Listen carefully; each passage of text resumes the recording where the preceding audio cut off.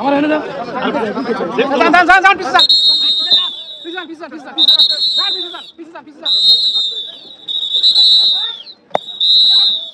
আমি নিজেই মামলা করেছি, আমি নিজেই জিম্মা হয়ে তার জামিন। আমার হাজবেন্ড হয়ে যখন বলে যে আমি একজন কলগাল, তাহলে তুমি তো আমার সাথে 3 বছর সংসার করলে, কেন করলে? সে যে দেখছেন তো দুধ দিয়ে যে গোসল করছে, জি, তার আগেও আমি তাকে ফোন দিয়ে বলছি, দেখো আমরা পারিবারিকভাবে বসি, এভাবে তুমি আমাকে হেনস্থা করো না। তার তো রাইট ছিল, যেদিন সে আমাকে 3 তালাক দিল সেদিনই তো সে আমাকে পেপারসে তালাক দিবে না, কিন্তু সে আজও পর্যন্ত পেপারসে তালাক দিচ্ছে না। সে উল্টা আমাকেই বলছে তুমি ডিভোর্স দাও, তালাক তো তুমি দিয়েছো, তাহলে আমি কেন দিব? আচ্ছা ঠিক আছে, আমি ডিভোর্স দিলাম, তুমি যেহেতু আমার কাছ থেকে ডিভোর্স চাচ্ছ, ইসলামী শরিয়াতে আমি তোমার কাছ থেকে তালাক পেয়েছি, যেহেতু আমি একজন ইসলাম মেনে চলি, একজন নারী। আমার জীবনে 3টে মেয়ে আছে। 3টে মেয়ে, আমার প্রথম বউ নাম হলো সুমি, আমার 2 মেয়ে, একটা ছেলে। 2016 সালে আমার সুমির সাথে ক্যাসেল গন্ডগোল হলে সে একটা মামলা করে আমি সেখানে 41 দিন জেলখানায় ছিলাম। সেক্ষেত্রে জেলখানাতে বাড়ানোর পরে তার সাথে আমি মীমাংসা হলে আমরা আবার সংসার শুরু করি। তারপরে পারিবারিক আমার আম্মার সাথে মনে করেন তার একটু ঝগড়া হলে রাগ করে সে বাসা থেকে বের হয়ে যায়। আসসালামু আলাইকুম ওয়া রাহমাতুল্লাহি ওয়া বারাকাতুহু। সম্মানিত দর্শক, ভিডিওটা যে যেখান থেকে প্লে করেছেন তাদেরকে অসংখ্য ধন্যবাদ। সম্মানিত দর্শক, হিরু আলম গ্রেফতার হয়েছে, ইতিমধ্যে আপনারা অনেকেই জেনে গিয়েছেন। সম্মানিত দর্শক, কেন গ্রেফতার হয়েছে? রিয়ামণি মামলা করা থেকে গ্রেফতার হয়েছে, এমনটাই প্রশ্ন কিন্তু অনেকের মনে। সম্মানিত দর্শক, আপনারা দেখেছেন গত কয়েকদিন আগে কিন্তু রিয়ামণিকে তিনি ডিভোর্স দিয়েছিল, এমনটাই দাবি করে কিন্তু তিনি দুধ দিয়ে গোসলও করেছিল। তার জীবন থেকে রিয়ামণিকে বিদায় দিয়েছে, এমনটাই তিনি জানিয়েছিল। কিন্তু রিয়ামণি হঠাৎ করেই কেন মামলা করলেন? তাহলে কি রিয়ামণিকে সে ডিভোর্স দেন নাই নাকি অন্য কিছু? সম্মানিত ভিউয়ার্স, আজকের ভিডিওটা অত্যন্ত গুরুত্বপূর্ণ কয়েকটা ভিডিও আমি আপনাদেরকে সম্পূর্ণ দেখাবো। রিয়ামণি যে কথাগুলো বলেছে এবার হিরু আলম গ্রেফতারের পর, এবং পুলিশ যা তথ্য দিয়েছে হিরু আলমকে নিয়ে, হিরু আলম আসলে কোন ক্যারেক্টারের মানুষ সেটা আপনারা সম্পূর্ণ ভিডিওটা দেখে বুঝতে পারবেন। সম্মানিত দর্শক, আমি আর বেশি কথা না বলে সরাসরি কয়েকটা ভিডিও দেখাচ্ছি। হিরু আলম গ্রেফতারের পর এবার যা জানালেন রিয়ামণি, পুলিশ ও হিরু আলম যে কথাগুলো বলেছিল সেই কথাগুলো আপনারা সম্পূর্ণ দেখে আপনাদের মূল্যবান মন্তব্য দর্শক কমেন্ট বক্সে কমেন্ট করে জানিয়ে যাবেন। সম্মানিত দর্শক, চলেন আর দেরি না করে আমরা সম্পূর্ণ ভিডিওটি আগে দেখে আসি।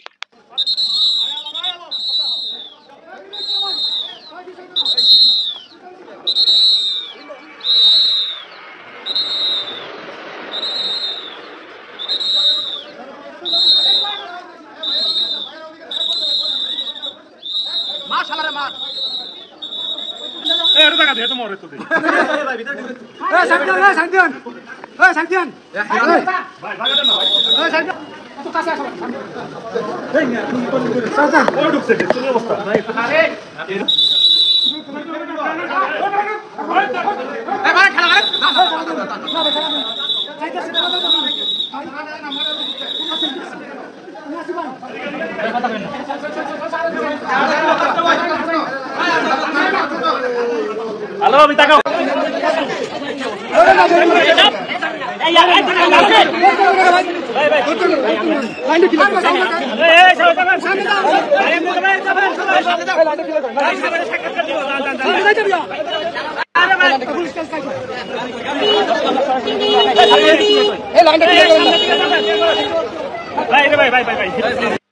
যাচ্ছেন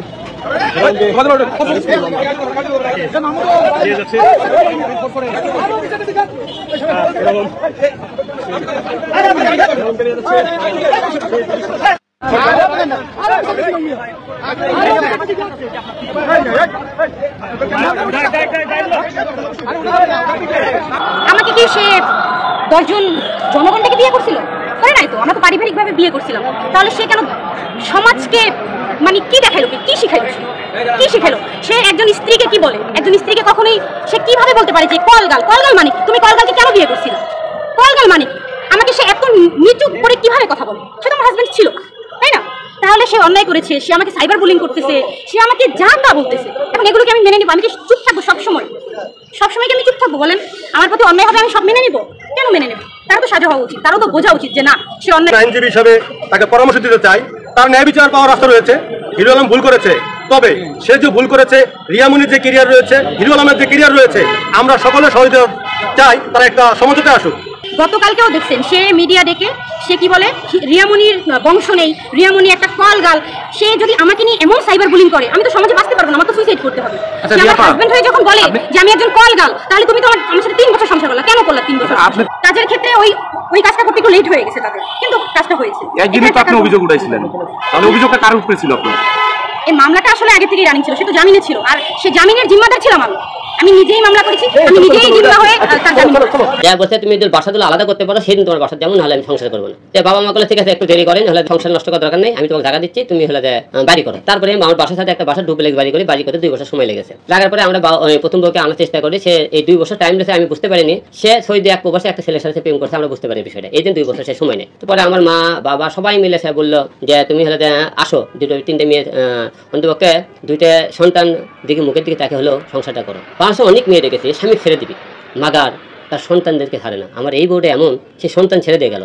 দ্বিতীয় বউ নুসরাতের সাথে মিডিয়াতে আসে যোগাযোগ হয়, কথাবার্তা হয়, হওয়ার পরে তার সাথে সম্পর্ক হওয়ার পরে জুটি হিসেবে কাজ করে তারপর নুসরাতের বিয়ে হয়। নুসরাতের সাথে বিয়ে হওয়ার পরে আমরা কিছুদিন ধরে প্রোগ্রাম করে নুসরাতের সাথে সংসারটা ভেঙে দেওয়ার কারণ সেটাও বলতেছে কি কারণে ভেঙে গেল। রমজানের আগে কিছু প্রোগ্রাম করি, মনে করি এখন না, নুসরাতের যখন সংসার হয় 2-1 প্রোগ্রাম করে বাসায় আসার পরে সে নুসরাতের কিন্তু বিয়ে হয়েছিল, তার প্রথম পক্ষে একটা ছেলে সন্তান আছে, আমার সাথে দ্বিতীয় বিয়ে। তার বিয়ে হওয়ার পরে 8 বছর ধরে সে বাসায় জানা সে বাসায় দেখতে চাইলে কোলে কিছু টাকা নিয়ে বাসায় দিলে তেমন করে 30,000 টাকা তুমি চলে দাও মার্কেট করো, কোথায় 50,000 টাকা নিবি, তেমন কোনো 1 লাখের পরে আমি তুমি সব টাকা চলে দাও। পরে সে বাসা থেকে 1,20,000 টাকা বাসা থেকে বেড়ে চলে যায়। আমি রাগ করে গেছে, কত আমি ঠিক আছে। তারপরে সে স্বামীর নামে একটা ছেলের সাথে বিভিন্ন জায়গায় স্টেজ প্রোগ্রাম মিউজিক ভিডিও এই সমস্ত কারণ শুরু করে। আমি সেই স্বামীর ভয় দেখায়, তাকে মনে করেন ওই জায়গাতে ফিরানোর চেষ্টা করি। আমি কোনো তুমি এখন পর্যন্ত তার বউ আছে, যতক্ষণ পর্যন্ত তোমার বউ আছে অন্য পুরুষের ছেলে তুমি কাজ করতে পারবে না, আমি অনেক চেষ্টা করছি। পরে সে মনে করেন যে তাদের নেশা ছিল সে বড় হবি নাই কবি, আমি বুঝতে পারি সে আমাকে ব্যবহার করে দেয়, আমার সাথে চলাফেরা করতে বুঝতে পারিনি। পরে সে বাধ্য সে ডিভোর্স দেয়, আমাকে ডিভোর্স দিয়ে সে চলে গেল, যে বলছে আমি চরিত্র খারাপ, সে আমার চরিত্র খারাপ। পরে কি করছে একটা কিন্তু মেয়ে সহকারে সে ধরতে পারেনি কোনোদিন, আচ্ছা গেল। দ্বিতীয়তে সে চলে যাওয়ার পরে রিয়ামনির সাথে ফেসবুকে পরিচয় হলো। রিয়ামনি বিয়ে হয়েছিল, তার একটা প্রথম পক্ষে মেয়ে আছে এবং সে বারে ডান্স করে, করতেছিল রিয়ামনি মায়ামনি 2 জন ডান্স করে। সেখান থেকে তাদের সাথে আমার পরিচয় হওয়ার পরে রিয়ামনির সাথে আমার সম্পর্ক বিয়ে হয়, আপনারা সবাই জানেন। বিয়ে হওয়ার পরে তাদের সাথে মনে করেন সংসার হওয়ার পরে রিয়ার সাথে আমার বিয়ের সম্পর্ক সবাই জানেন। প্রথম বাবা আমার মারা যায়, এটা আমার পালিত বাবা, যে বাবা বর্তমানে মারা গেছে আর কি। মারা যাওয়ার পরে যখন বাবা অসুস্থ হয়ে হসপিটাল থাকে, নিউরোসাইন হসপিটাল ঢাকায়, আমি আগারগাঁ ভর্তি করি। রিয়া আপনাকে বলেছিল যে সে হসপিটালে গিয়েছিল।